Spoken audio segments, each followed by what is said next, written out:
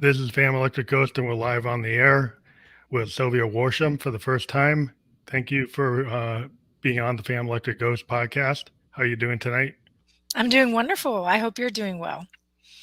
Yeah, we want to. I'm always happy to talk to new people. We've been podcasting for a while, and this episode is actually 920 of the Fam Electric Ghost podcast. We're getting close to our episode 1000. We've been on the air.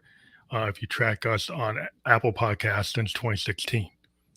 Wow. So, in this episode, we're going to talk about um, a couple of things, but we want to bring, I think this is the topic we wanted to get into is like how to drop the ego to live a life of joy. And then we'll put your website back up, which is your LinkedIn. Um, Yes, right now it is. so maybe I want to talk from the beginning is that maybe you could, that's your website, For now, because it's under the, construction. the, the link. Oh, okay. But you're gonna have like a permanent website later. Yes. Okay. So one of the things we like to talk about is like what you actually do, and you're a best-selling author, and you're a turning points coach. And maybe you could tell us like what is a turning points coach? It's basically a coach that helps you from a turning point to shift the lens of your life towards what you're meant to do. So, from a turning point to your soul identity is what I do. And so, what that means is you are facing a big crossroads right now, let's say divorce.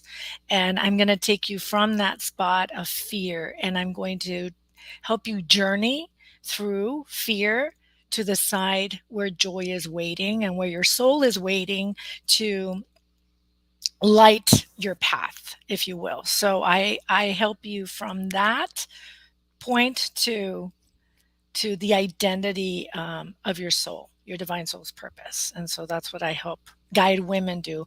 Women are usually the ones that turn to me and want to work with me. And these are women that are in deep spiritual change.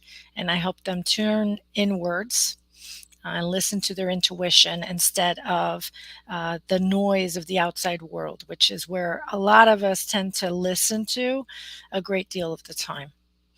And so Yeah, that's what being a turning points coach does.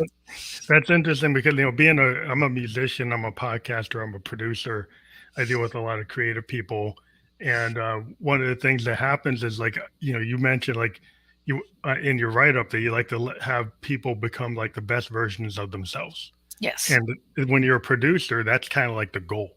A Oh, producer yeah. is like a teacher, right? So if you take like an artist comes to you and they've got their demo, and Hmm. sometimes they're like, "Oh, I want to become like this other person," and then Hmm. what you, as a producer is like, "I want to take the gems I hear in your demo and make you the best version of yourself." But a lot Yes. of artists would like, "Well, I want to be like Billy Joel. I want to be like Hmm. Axl Rose. I want to be like Marvin Gaye." It's like what you have uniquely as yourself is like that's your voice. It's you. Yes. Nobody else has your voice, and so you have to convince like artists to like present themselves rather than some other version that's actually trying to be somebody that they're never going to match that person. Ever. It's actually better to actually take what is uniquely them and Yes. show off all the aspects of it and make it sound better. And so Exactly. it's almost like as a life coach, you're doing something somewhat similar. I'm trying to find the parallels Oh, in no, different and I things. actually love that example that you shared because the light inside of each of us is very uniquely ours. We have all been gifted in a very unique way. And when we start living life, unfortunately, we start carrying on all the trauma. We have experiences that are not necessarily great experiences, and we start carrying those on, right? And that becomes our self image or the ego, if you will.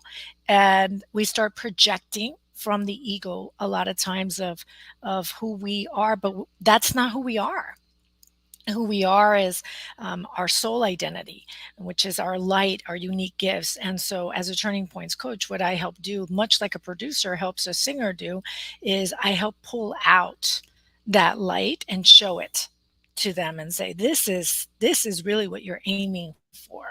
This is the identity you need to be operating from, which is where joy and love and abundance exists and thrive.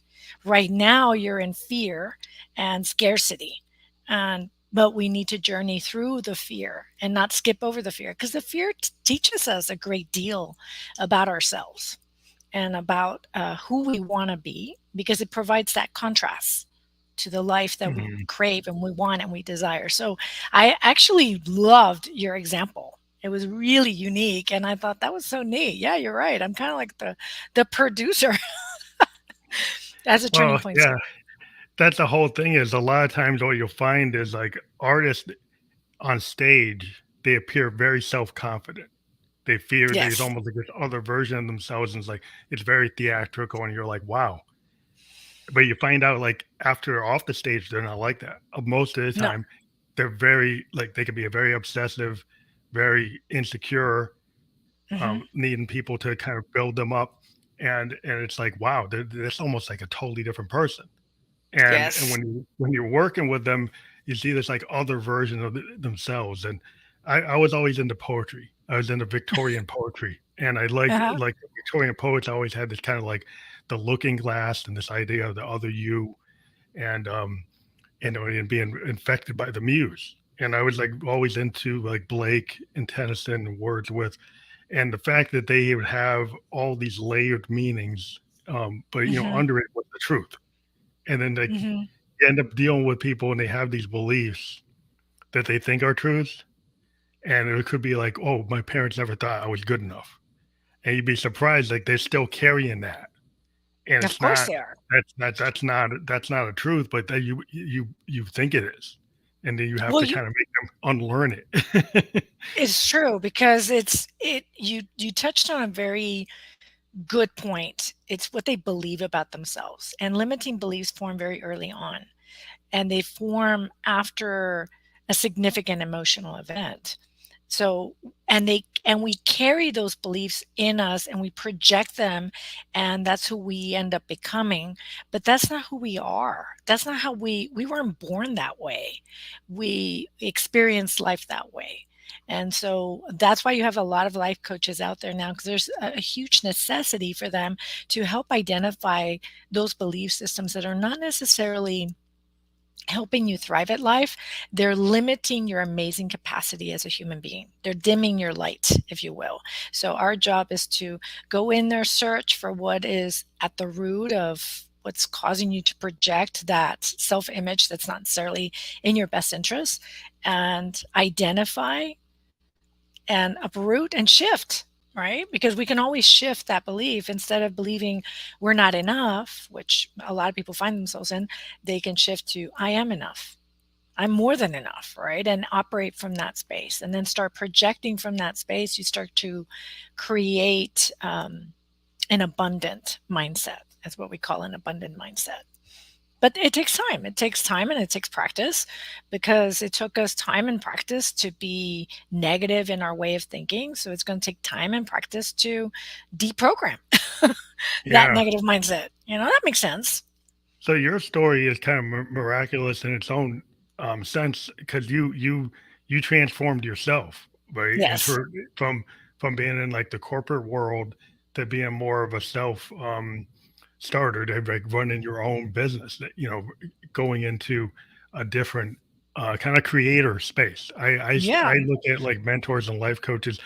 You guys all have creative aspects that are similar to when I talk to authors or poets or you know, people in theater and film and music. Is like it's still that you have to have the creativity to be able to actually have some like a life coach like program or a means of actually helping other people. You have to have that creative spark to like think it out. Yes. Well, I mean, my creative spark was the Journey to Me book. That was a creative spark, but that was a 15 chapter creative spark. And that came way later. But you're right. I did transform myself from a perfectionist and a high achiever, which that's where I lived and thrived for a long time. Fear was my best friend. Mhm. Because you land in prime breeding grounds like sales when you don't feel enough and you're constantly striving for more. I mean, they Mm, love people like us, right? These high achievers that just, it's never enough. And so we're going to strive and strive and strive. We're going to sell more and more and more. And so it's ideal for those companies, but it's not ideal for the individual because eventually there will come a time where you're going to burn out. And yeah. I burned out so significantly that it nearly killed me in Wow. 2012. So I don't want that to happen to everybody because that, I got a second chance, but that doesn't mean that the second person might. They may not get a second chance. A lot of people, feel like they're kind of given these goals in life to be the breadwinner or get these like high achieving numbers, and then you're always going to keep on changing the goalpost. And then like we're told that like the creative arts, well, that's kind of like, well, that doesn't make money. But that, that's not, how could that be satisfying? Because you can't depend on it, right? Because you don't know Exactly. what people like. If you're an artist, like it takes a long time to put something together. You have no idea if people are going to like it. You put it Yeah. out, and it kind of, you deal with Yeah. it or you don't. And it's not like, well, I need a defined set of money to pay my mortgage. And so a lot of artists, we have our day jobs, and then we have our like the job that makes us happy, which is the art. And sometimes we hope that the art will take over and we don't have to do the day job, but we find a way to kind of balance. But Hmm. I see a lot of people come from a world that's very unbalanced, and they're not really doing what they want. They've kind of been they're doing something they thought they wanted, and they find out they didn't really want to do it. Yeah. No, no, no. Totally. Totally. Yeah, it's not for everybody, but certainly if you're happy where you're at, as long as you're happy doing what you're doing, it's great. But when you're not happy, when you're just doing it because other people expect you to do that life, then you're eventually that's you're going to reach a certain threshold, a certain Hmm. crossroads, if you will. And then you're going to have a choice to make whether you want to continue this path being miserable in your own ego, self limiting world, or you're going to say, you know what, I want to pivot and I want more joy in my life. I want to be able to enjoy what I'm doing, even though it doesn't pay me. A six-figure, seven-figure salary, that's not the most important thing to me. And I think when you go through some of these turning points, it makes you realize that life is so much more than just your paycheck Yeah. or anything, or it's more about family and the love in your life, and that's what really creates the richness. And from that perspective, then you can build, and you can start shining that true light, that divine soul's purpose that you were created for, because all of us have a creator inside of us. I mean, we are all creators in our own way. Right? You do it through music. I do it through writing. The next person does it through finance, and they have a beautiful way of doing that, and only they can do that, right? We all play a role in this world. But the question I always ask people is, are you are you living out your divine purpose? Is this what you're meant to do for your life? And the answer is no. Then I think it would be beneficial to you to reflect on that and then really start to put into action, um, and those steps to step into uncertainty, step into change. There's so much wisdom and change, I think, that most people miss. That we've already learned a lot of the lessons we're meant to apply now, and some people just never do, and that's why they stay stuck where they're at. Well, I think you have to be willing to kind of listen. Like, I've always had this poetic idea of like the muse. And, Hmm. the podcast came about for me back in 2016 because this guy in New York saw my SoundCloud and he said, "Hey, I want you to be on my podcast. Oh, Send me a cool. note." Right. And so I said, "Okay, what is that?" It's like an interview. So we did a podcast and then we liked it so much, we did a podcast together for like Oh, 6 months. And then he couldn't do it anymore. And I said, "Well, you know what? I like this." And it kind of came out of the fact that I was putting myself out there as a musician. A podcaster came to me, brought me in. We found out that we had a synergy. We started doing it, and the thing that allowed it to happen is I didn't put like a limiting belief on myself, saying, "Oh, I can't do that." Oh, and I just said, "Well, that's not on my schedule, so I don't have time to do that." So I made time to actually do it, and then it became, like what it is now. Like it's gone way beyond what something I hadn't really planned on. And then I was willing to kind of see, oh, I can actually integrate this into a lot of other things I'm doing. It's helped my business, my regular day-to-day job. It's giving me more confidence. It's helped me be a better public speaker.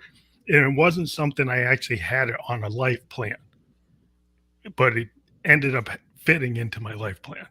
But I had to be willing to kind of embrace it when it happened. Exactly. Yeah.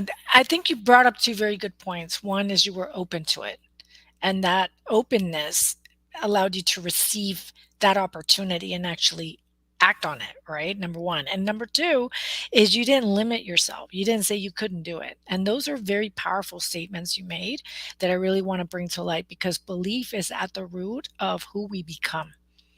And if our belief is we cannot do what we are meant to do, you will continuously stay exactly where you're at. But I love that you put yourself out there as a musician. I love that you had enough faith in yourself to say, you know, I'm going to put myself out there because it brings me joy, because this is what I'm meant to do. And you attracted the right person into your life that saw that gift and not only said, I see the gift, but let me help you market and help that gift be received by a lot of people so that it blesses them. And I think that's those are two very important points that you made that I just wanted to touch on. I hope that's okay. No, it's fine because I think it's kind of like a transition from like the corporate world to a more kind of independent world because being an artist, you're kind of like you're your own boss, right? You have to Mhm. do all the work. And when you get into podcasting, you kind of running your own brand. And it kind of like the corporate experience helped me, and I'm still in that world to Mhm. understand how why, you see I got a logo, I had a brand, see I'm using like, different tools to actually get out here, different distribution network. So there's a lot of, it's a creative thing, but there's pipelines, there's all these concepts that are like marketing, all these things that are business things. And Of an course. artist would look at that and go, I don't like that. I don't want to do anything with that. But that's part of like when you become an independent musician, then you have to care about that. You have to care about SEO. You have to care about these things. And then you have to figure out, well, how am I going to do that? And Mhm. it starts to you start to have to learn how to organize. And a lot of Exactly. artists was like, I don't want to do that. That's not what they're into. But like at some point you have to take responsibility. Like if you want to be independent, you have to grow into certain things that maybe you're uncomfortable with. Yes. And then figure out what you can't do and what somebody else can do. And then you can't do everything.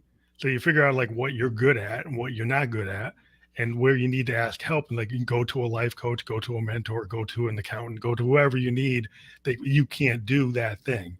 But you Exactly. still have to have the drive in the first place to even bring that spark out into reality. You know, it's funny that you talk about drive, because it was something that my husband and I were talking about just today at lunch, the difference between tenacity and passion. And tenacity is that innate, personality trait of that drive that people have, right, to make things happen. But you also need a little bit of passion. And I hear a little bit of passion in your voice of like, yeah, you know what, I have this goal. And sometimes, I got to do things even though I'm not comfortable with them, but because you have a passion and you have a purpose. Your purpose is very, very strong. And when your purpose is strong, it carries you through that process that may not be as comfortable for you, but because if you feel so strongly about what it is that you're doing, it it it you continue on the path and you make it a reality. Because a lot of people say, they've asked me, how did you get a book out there? A book is a big deal because you got to write the chapters. And then I was telling my husband, I was like, it's not just writing the chapters, it's then the editing process and all the other parts that are not as fun.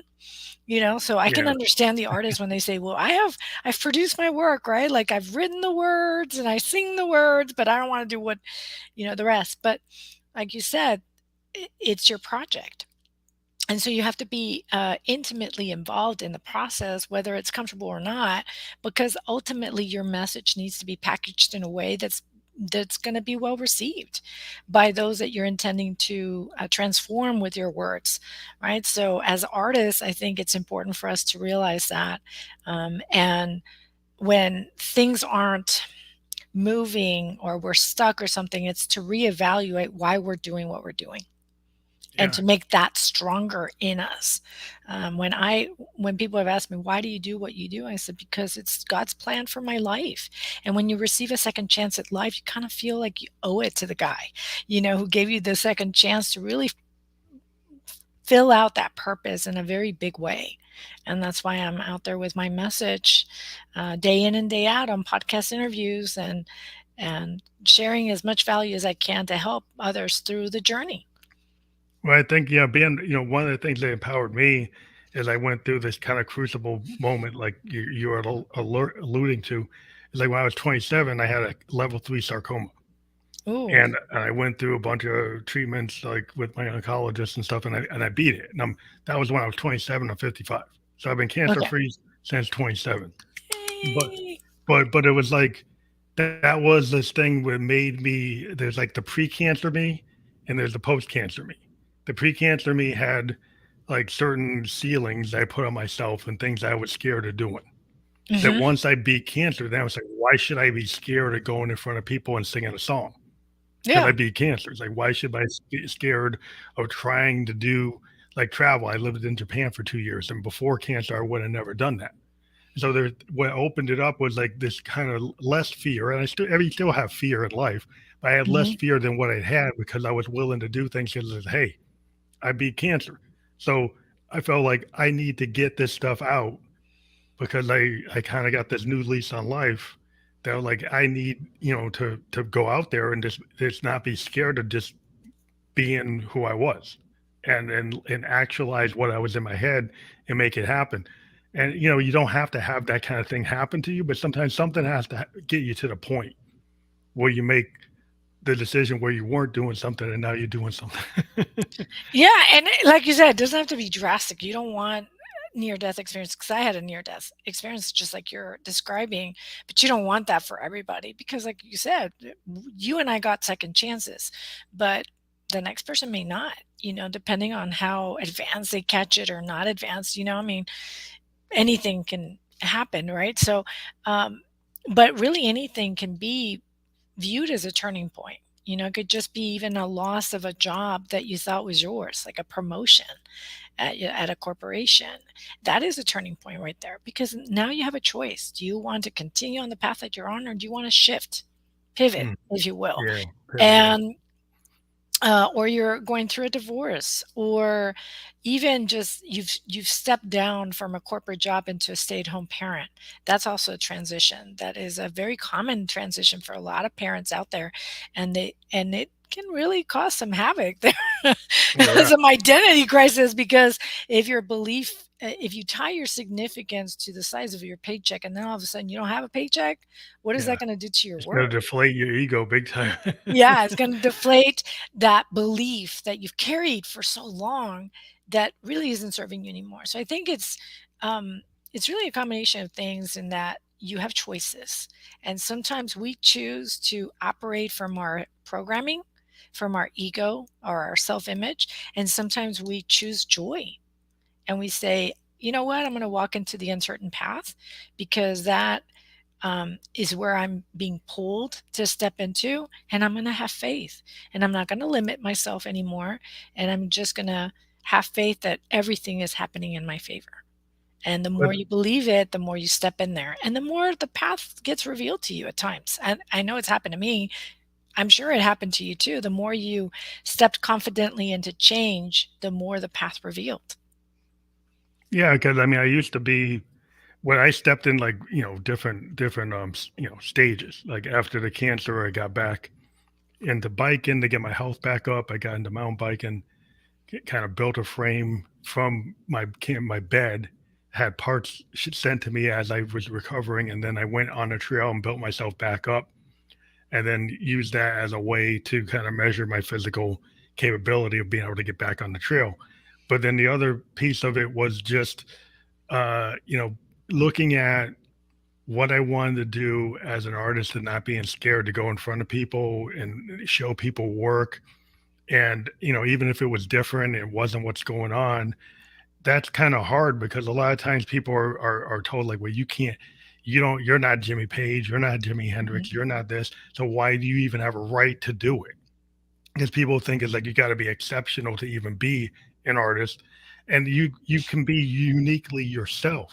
That's one thing I liked about like punk rock with Mhm. bands like the Ramones and the Talking Heads and all those bands and CBGBs in New York in the late '70s, early '80s was like you can just go out there and you don't have perfect pitch. You're not singing like Marvin Gaye, but you still have something to say. And Yeah. it actually is valid just because you don't have the perfect pitch, you don't have Sinatra's voice, you don't have that, but you have something else. You have this other spark. And so then people started opening up. They're like, well, you can have other types of music. It doesn't have to be this well trained 5 octave voice. It can be something else that maybe has just got a lot of passion. And then he's like, oh, that's legitimate. So yeah, like everything's on the table. So then you can look at like it doesn't have to be one type of thing. That's the idea of it, like expansion in arts and not being limited by what has gone on before, but we're willing to open up to new possibilities. Yes. Yes, and I think that not giving up is a big factor of it too, you know? Because a lot of people will take a no and just shut down. And that goes again with what you believe about yourself, putting those ceilings. But you, it sounds like you just kept asking. Like, okay, so this door closed, so you went to the next door and the next door, and somebody listened and said, "You know what? You're right. You have something unique." And that's that drive, and that's that passion, that's that purpose. And when that's not in sync, then that's when people just kind of stay comfortable in the darkness in their own space because they're too afraid to step out. I know a I trained under John Maxwell as a coach, and one of the speakers he has is Nick Vujicic, and Nick has no limbs. I don't know if you know who that is or not, but he's a Christian speaker and he's world renowned. And the very first time he called a school, he got 64 rejections. Mm. 64 schools told him, no, you can't come in and empower children because he was going to he had a bullying message or what have you. And he created his own niche, of speaking, Mhm. but he never gave up. He had 64 no's. And I think that's important to tell people out there. It's like just because you got 64 no's, if he had just said, okay, I don't want to do this anymore and just shut down, we would have never known who he was. We would have never received his beautiful message. And we wouldn't have a lot of kids out there believing in themselves, that there is no limits because this guy has done everything with no limbs. Like Yeah. none. So it's like the world is full of possibility when you believe it's possible, when you believe it's against life is against you and you're totally focused on that, then that's what you're going to attract in life. So it starts very rudimentary at beliefs. And that's how you can live a life of joy is when you step out there and you keep stepping out there and you keep saying, hey, look at me, I have something to say and I have a unique message because we all do. Well, I think there's a story from one of the Victorian poets I love the most is like William Blake, and he was not known in his time. Right? He's one of the greatest Victorian poets that actually wasn't known in his time. He was kind of unknown. But what he did is all his poems were etched in metal with artwork. So the songs of innocence and experience that he's famous for were actually found on these metal plates with all this ornate art going with each poem. Each poem actually is like a metal painting. There's all this etching. So he kind of believed, even though he didn't market himself, when he was creating those works, he believed they should be permanent. So he Hmm. created a form that was so permanent that when after his death it was found and became famous in our age, Hmm. in our time period. And so it's like what happened is that he had that drive to feel like I want this to be permanent. So he made art that go beyond him because it was so permanent. It wasn't just paper; it was these metal etchings. So That's it's this awesome. idea that you can believe, and that belief you can feel it in his work when you see it. No, I can feel it right now as you're talking, because it's the energy, right? There's always an energy behind what we do. and you can feel when someone's being sincere and when someone's like faking it. I'm sure you see a lot of that in your Mhm. industry, like when people really don't feel what they're singing, Yeah. to be true. Uh, Especially even in writing, like when you see how some people write, you're like, you can't relate to them. When there's a certain vulnerability to it, you can relate almost immediately because we're human, right? We're emotional Yeah. human beings, and so we relate to the emotion that's being projected. And that's what's important about this conversation. I'm really enjoying this conversation, by the way. I think it's that authenticity because there's a lot of tools, like in my industry, we have a lot of tools where I can kind of clone and sample Hmm. and take stuff that was created before me. And I could rearrange it in such a way that that was a hit and I can make it a hit again, kind of living off the what was done in the past and not really creating anything really new. I'm just Hmm. moving things around. Or I can choose to take the influence of that and actually write something new that comes from the heart.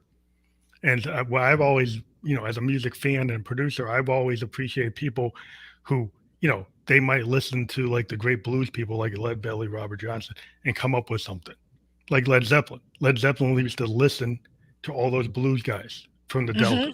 And then they came up with this type of rock that was influenced by that, but it wasn't exactly that. And they weren't taking exactly note for note. They came up with something different, just like the Stones took the Delta blues and turned it into this other thing. And it's its own thing. It doesn't sound like the Delta, but it comes from that. And then today we have people who will just clone exactly something, Yeah, and yeah, that's the thing that's like, it doesn't feel authentic. It doesn't feel like the Stones. It doesn't feel like Led Zeppelin. So you're like, well, because you want to hear from the artists themselves. Like some of these new, like I know one artist that keeps coming up to mind for me, Kelly Clarkson, like her latest song Me. I listened to it and it was so poetic because for me, she was being very vulnerable about mhm, her experience. And as a woman, I could relate right away because I've been divorced before and I've been a single mom before. And so I could understand her journey, mhm, especially right now. And I appreciate music like that more so than what you're talking about, where they just take an old hit and then just kind of do their own thing with it and then just call it a new thing. I'd rather someone that takes the influence, like you were talking about Led Zeppelin, and actually creating something unique to them, to their gift. yeah. That to me is like when I've talked to authors, is they kind of have this spark, like they have these ideas and they have the outline, but sometimes they go into like the stream of consciousness where they Hmm. just write it down and then they fix it. And Yeah. what I found is like with musicians, I was like, I always tell them is like kind of just go with a flow Hmm. and then just put it down on tape and then go back and listen to it. But if you keep on starting and stopping and starting and stopping because you're trying to make it perfect, perfection is kind of like the enemy of a lot of, honest, the authenticity. Hmm. Because if you spend so much time trying to get the right note, you lose the intention of what was originally done. And it's why I always tell people, like, if you do a demo and you do like 20 takes and Hmm. you go back and listen to the first 3 are closer to what the original intention was. By the time you Yeah. get to the 20th one, you start correcting yourself, you start rewriting it, you start not being as honest, you start changing it. And You what start ends up hap overthinking it. yeah, then it doesn't sound as good. Now you could not maybe your mic wasn't as good, maybe you have some mistakes, maybe you hit your belt buckle, but guess what? There are producers and engineers that have taken in the past Hmm.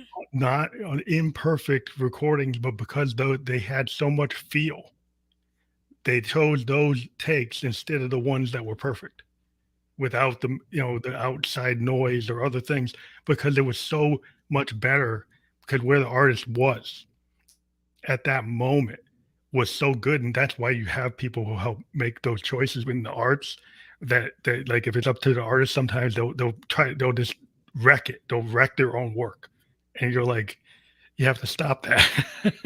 No, no, I get it because I mean, I can totally relate There's a book that I collaborated on not too long ago. It's back in December. A bunch of authors got together and we write and publish your book is the name of the book. And we all wrote about our process about writing and publishing our books, right? To help other authors that had that seed in their mind to write a book, but haven't really taken the plunge to do it, and to give them some strategy. And one of the strategies I talked about was this topic of perfection.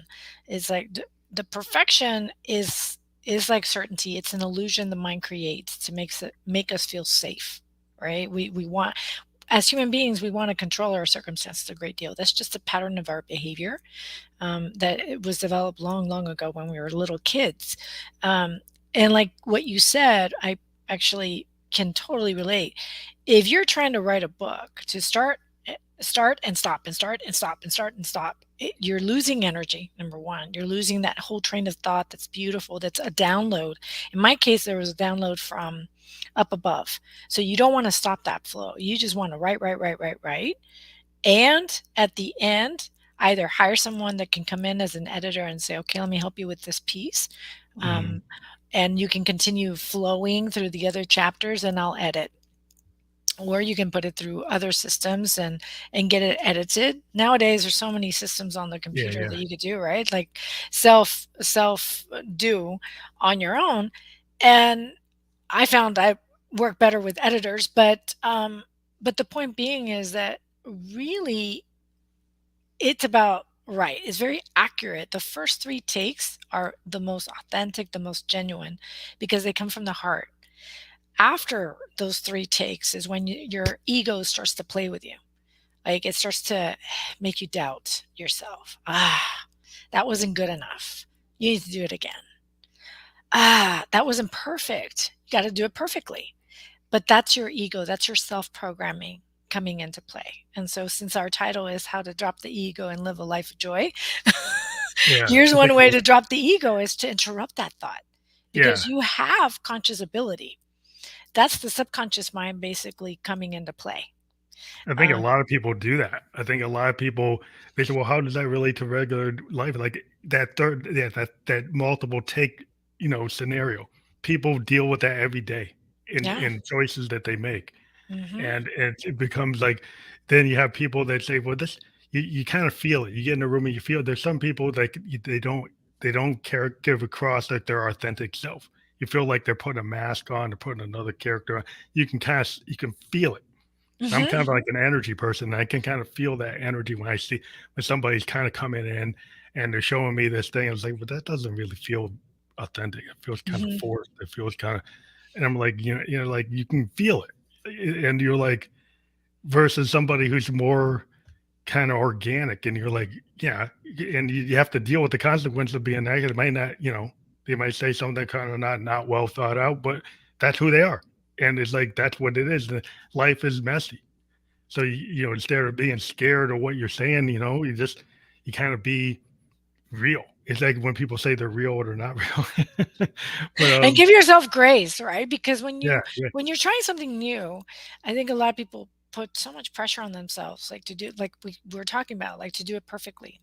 No, it's like little kids. Like give yourself some grace. You're trying something new. It's going to take a couple of takes for you to really master what it is that you're doing, right? It's going to take a lot of failures at times, yeah. 64 no's to get it Well, yeah, right, there's right? there's To have nothing your, wrong with failure because, like, to me, it's the road to success. yes, It's got all yes. thand turns and twists, Well, right? and it has the lessons learned, right? Because, Yeah, and this is something that when I wrote Journey to Me, it was in that reflection piece of like, what was the lesson I learned when I got bullied in high school? What was the lesson I learned when I had this traumatic event happen in my life? And how have I applied that lesson throughout my life? And how has that made my life beautiful and more full of joy? And that's the journey I took you on in Journey to Me, because there was so many lessons learned. You've already learned them, and what's coming down your path, you're going to be able to apply those lessons learned at a much higher level than when you started, like years ago, when you were mhm, in fear, when you were journeying through that piece of your life, right? That you're a different person, different identity, if you will. But as you journey through it, you gain that wisdom and you gain that experience, and now you know better, right? We know that perfectionism and certainty after COVID-19 is an illusion. Certainty can be pulled from under us fairly Yeah. quickly. And there is no certainty in life, right? So stepping into the unknown, into this big, hairy, black world that sometimes we look at change like that, like, oh, it's so scary. I'm like, no, step in there. Step in there because you might find the biggest joy of your life when you do.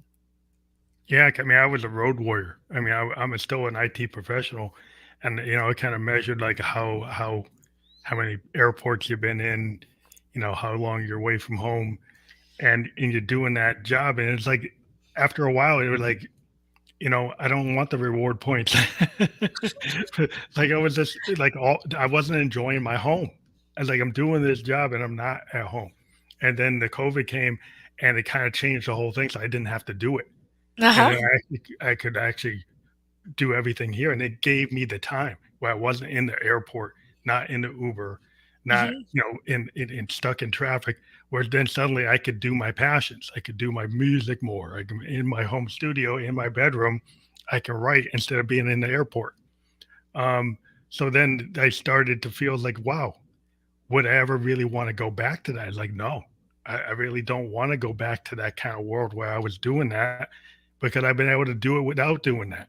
I Hmm. think a lot of people found out, at least listen, a software designer, I don't have to do that. I talk to people all over the world. I don't have to be in their office to do that. No, there's a thing So called Zoom. yeah, We so we why do I found have to that be one on out, right? I don't have to be on the plane, but there was people who felt like, "Oh, you really have to be there. You have to," and it was like, "No, like you don't." It was like a certain expectation. They were kind of setting the rules and saying you had to do that, and then people was like, "Well, because of COVID, now we can't. So what are you going to do? You got to do something else." So, It helped us think outside the box, didn't it? Because we were all living in a box. A lot of us were, right? We conform ourselves to these boxes because they're safe. And if we step out of that box, well, there's that big hairy world again that might scare us to death, or it could give us the greatest joy we've ever known. yeah, All you right. just start to feel It's that you can be your own person, Yeah, right? If you yeah. have more time and you're not that time's not being taken by somebody else's agenda or somebody else's expectations.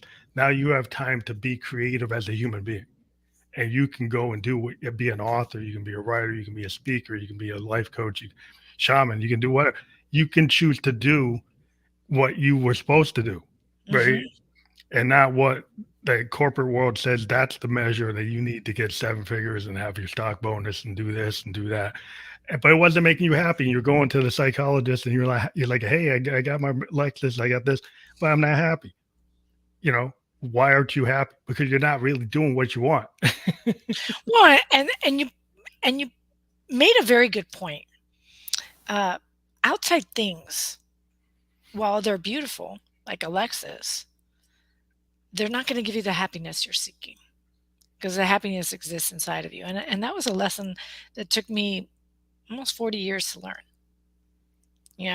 because I'm almost nearing 50 and I've learned a lot since that near death experience. That really happiness starts with you, and it starts by loving yourself the way that God loves you.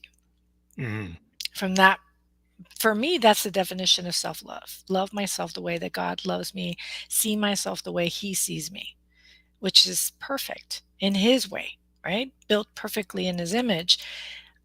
I didn't see myself like that. I saw myself as broken before the near Mhm. death and even after the near death, because it still takes time for the mind to catch up, right? Because it's been programmed so um, much to believe certain aspects of ourselves. They're lies that we believe for a long time, but we don't know they're lies at the time. We think Mhm. they're truths, right? Until we start to really take these deep dives into our subconscious and understanding why we believe what we believe. And when we finally realize and see the truth, there's no going back after that.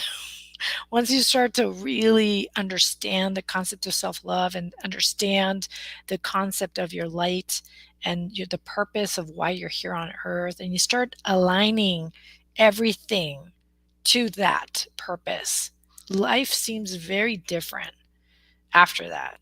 And nothing outside of myself now can give me as much pleasure and love as the things on the inside of me, the love and the foundation I've built within that gives me that sense of satisfaction. That's why a lot of people, they'll strive, and they'll get there, this magical place they've built up in their head that is going to give them this big pot of gold, big pot of happiness. And then they get there, and then they realize, no, it's not there. Where You is gotta it? find, yeah, they Well, gotta where find is the it? next thing. They're The looking next for the thing, next thing. and the Yeah, next 'cause thing, and yeah. and they never stop to Find it. enjoy the moments Yeah. because they're little. These moments are very small in life. I had a moment with my parents, like as my son was graduating from high school about a month ago, that I will forever treasure that moment. My dad is, they're older now, they're in their 80s, and he struggles to walk, so he was in his wheelchair, right? And they wanted to buy this gift for my son, right, for graduation. So I took him to the mall, and then I said, you know what? Let's have a margarita. It was just the three of us, my Mhm. parents and I, and we sat down in the middle of the mall and had a margarita. And it was like the most awesome moment. But Just had I like, been like in this state of having to achieve, I would have missed that moment entirely. It would have been something I had to do with my parents, if that makes yeah, any sense to you. yeah, And just kinda now it's like, yeah, random this moments of joy, that happen sometimes unplanned, unplanned, totally unplanned. And they become the best moments Yeah, I in mean, your I like to just go off for walks in the woods, like, 'cause I live in New Hampshire, Oh, and that's awesome. I love New Hampshire. We were there last year. so what I do is, like, I'll be in my home studio and you kinda get into your man cave type of thing, on my studio Mhm. cave, Uh-huh. and you can get lost in all the stuff, right? So Mhm. you lost in your piano, lost in the sounds, your guitar, and then sometimes you have to walk away. And being in New Hampshire, it's really great because it's not like a city. You're like, okay, I'll just go in the woods. I just go for a hike in the woods. I'll jump on my mountain bike, jump in a canoe, and go down a river. And then that totally like revitalizes you because I always felt there's this poem called like the the cathedral is nature. It's Mhm. like I think Longfellow or Hawthorne. And they took this idea that nature can revitalize you because it's like got this spiritual power that's equal to any kind of religion. That you just walking in nature is the cathedral. And Mhm. if you get out there and you don't put your headphones on, you actually listen to the woods, you listen to the river, you listen to the animals. It actually will, lower your blood pressure, get your breathing right, put your head if you're all stressed out. It just evens me out. I was like, that to me, it's like therapy. It's like the best thing. It's free. It doesn't cost any Mhm. money. I just walk in the woods. The woods like 5 minutes from my house. I just go into the trail, and I just it doesn't cost money to do that. No. you No. know. No, just go. We were walking, we were on a trip because we took our son to England and Scotland for his graduation present, and we were walking. We went to, Edinburgh, and we went to the botanical gardens, and the minute we stepped foot in there, it was so magical. It was just flowers all around Hmm. us, the royal gardens or whatever, and your blood pressure drops significantly because you feel at peace. Even my husband said it, like, "Oh my gosh, I bet if you took my blood pressure right now, it'd be so low." And I'm like, "Yeah, probably. Not so low to where you would pass out, but low Yeah. enough." Uh, and it was just smelling the flowers. And it sounds so like some people would say, "Oh my gosh, this I can't relate to this." But when you've journeyed so much in that perfectionist world, and you have had your energy depleted so much, and you've had a lack of joy in your life, that gives you such contrast, doesn't it, to the Mhm. life that you live now, where you go on your trails and you take a moment and center yourself and stay in the now. Forget the past, forget the future. You're right there in the now with nature. That's the best time, because that is a moment of joy that you're going to savor, and it's going to ground you, and it's going to keep you present. So, to receive whatever it is that you're about to receive, The person I am today versus the person I once was are like two different, like ego and joy. Totally Mhm. different Yeah. personalities, totally different identities. And these two identities I talk a lot about in Journey to Me. It's the identity we've been talking about a lot is the ego identity, the one that's striving, this perfectionist, high achiever, based on these limiting beliefs. And the soul identity is the joyful side, the side you were authentically created to be. And they're always battling it out in your life. And sometimes, more than likely, ego wins a lot of times, unfortunately. Mhm. Um, but I find that the more I interrupt the ego, the more soul wins. Yeah. I But it's feel like, yeah, I mean, the inner source of wisdom for me is always like, nature or it's like music. And it's a combination because I kind of hear music and everything. So if I go out and I listen to the birds and the squirrels, it's like I hear music in the river, and hmm I'll actually go out and I'll record it. I'll do field recordings in the woods and like bring them into my music, like Yes and used to do. Like progressive rock bands used to actually go out in the woods and record the woods and then bring Oh, it into their music. And it was kind of revolutionary, the idea that you could do that, because it's like, yeah, well, that's music. Like what you hmm hear out in the world, the field recordings, like what you just hear, just the wind or the waves crashing on different bodies of water, and like listening to that and hearing what it does. People actually pay for ambient music to fall asleep that has stuff like that. Um, and you're like, yeah, because it has a lot of power to just kind of make you feel like this wisdom that kind of comes over you if you're not trying to overthink it. If you just let it come into you, if you yeah. like receive what is around you instead of trying to control what's hmm around you. And that's the difference. Like as a musician, a lot of times nowadays I try to just kind of this like the muse is out there and I'll just like jump on my piano and just like I'm just gonna let it come through my fingers and not try to think about what it is and just let it be. Yeah, Kind of like the allowing Beatles. just Yeah, the or, Beatles, like, let it you know, be. and it brings me back to something that happened during the writing of Journey to Me. One point I got stuck, like really stuck in the middle of the project, and I didn't know what to write about next. And I asked God, I said, "Well, this is your gig. You've had me write this book, so I need your help." And I just allowed, I sat in that silence, which was a bit hard for someone like me who is very chatty to Mhm. sit in that silence and be still, right? Um, but I did. And then all of a sudden, one day on a walk, because this happened during 2020 when the book was written in nature, and all of a sudden the download came. And I luckily had a notebook and a pencil, which I would recommend for any authors listening, any artists listening. Always have a notebook and pencil with you because the downloads come at such odd times and you got to be ready. And so I just Yep. started to write and it just started to flow again. But at times you will find those blockages that we call in coaching. There's blockages out there. One way to remove those blockages is to declutter the mind, because the mind is like it's just too much thoughts going through it. So I know when people are listening, they want to know, well, what can I do if I'm too, overwhelmed, if you will. Mhm. There's lots of ways to get rid of that overwhelm. Some people use exercise, some people use prayer, meditation.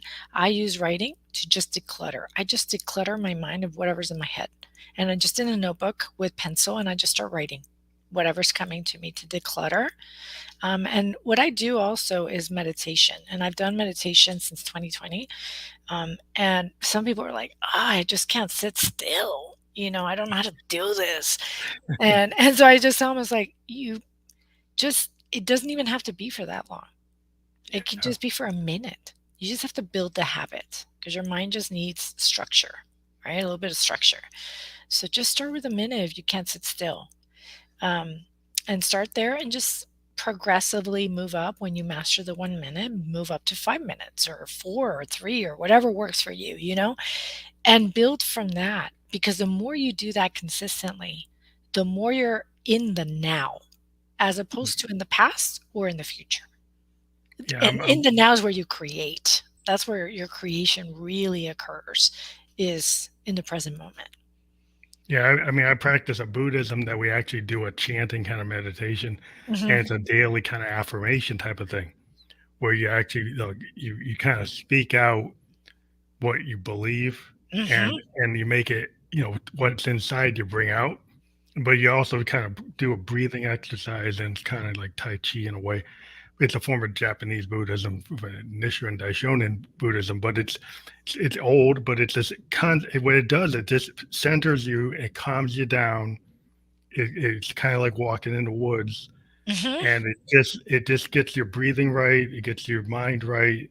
You don't get anxious anymore. You just kind of allows you to just get a hold of those random thoughts and get things kind of in a level plane, like plane. And I just find that doing that, music does almost the same thing. And I kind of fell into it because I felt like when I jump on a piano, I kind of get in the zone.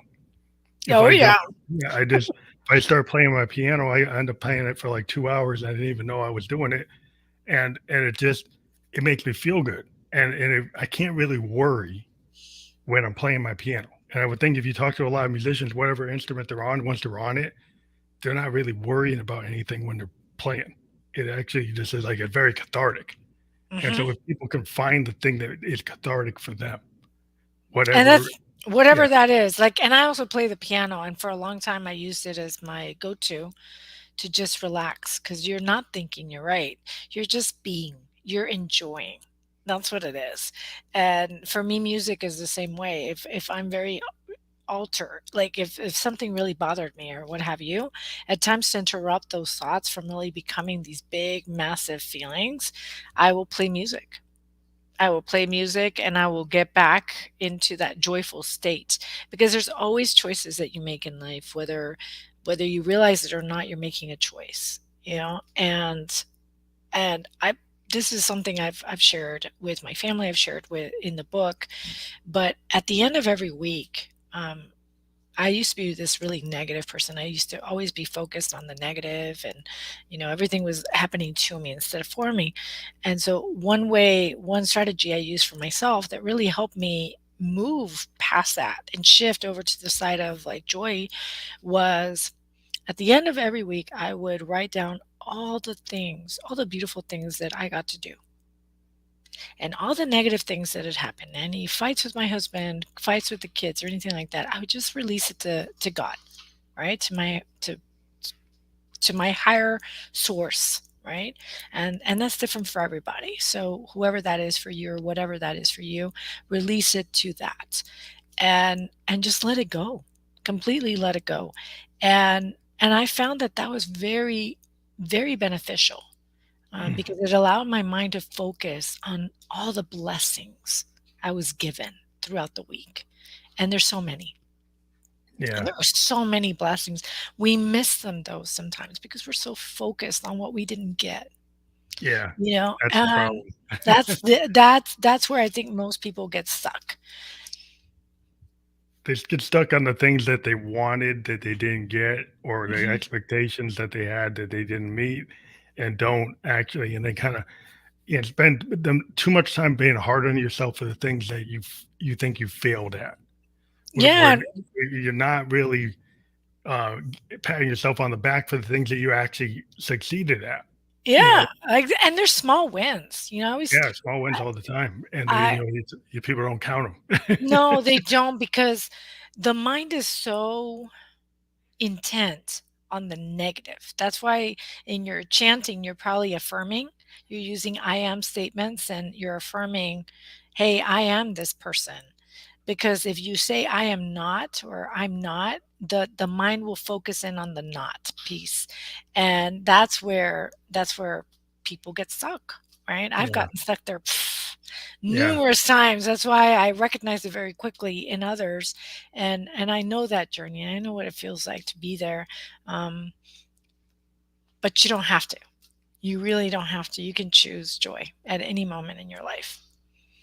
Well, I want to let people know we have your LinkedIn up, and if people that will be fully clickable when we actually are published. So, one of the things on the podcast, we do encourage the audience to actually click on the links on the different platforms that we're on. We're on most platforms where you can watch or listen to podcasts. Right now, Mhm. we're on Facebook and YouTube and Twitch live, and those will be clickable once we're fully published, and that'll bring you right to the LinkedIn. So if somebody goes to your LinkedIn, they can connect with you. Yes, they can. It's totally open. I'm on Facebook. I'm on Instagram as at Coach Sylvia Worsham. So you're welcome to connect with me at any of those platforms. And the only platform I'm not on just yet is TikTok, but Yeah, I'm it's the on hard one. Clubhouse and Facebook and Business Facebook, all of that at Coach Sylvia Worsham. That's usually how you'll find me.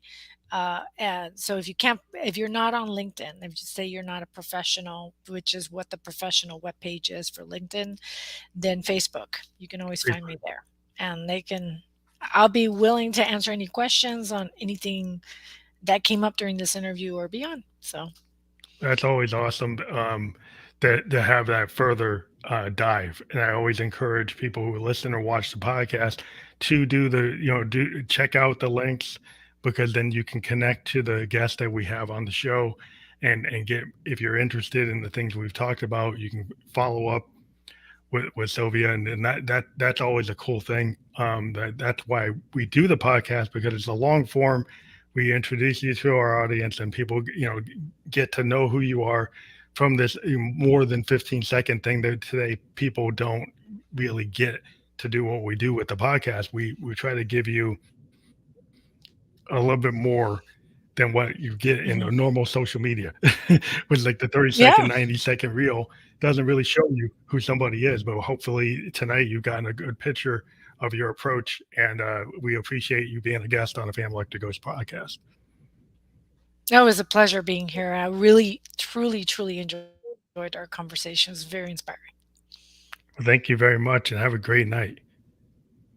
You too.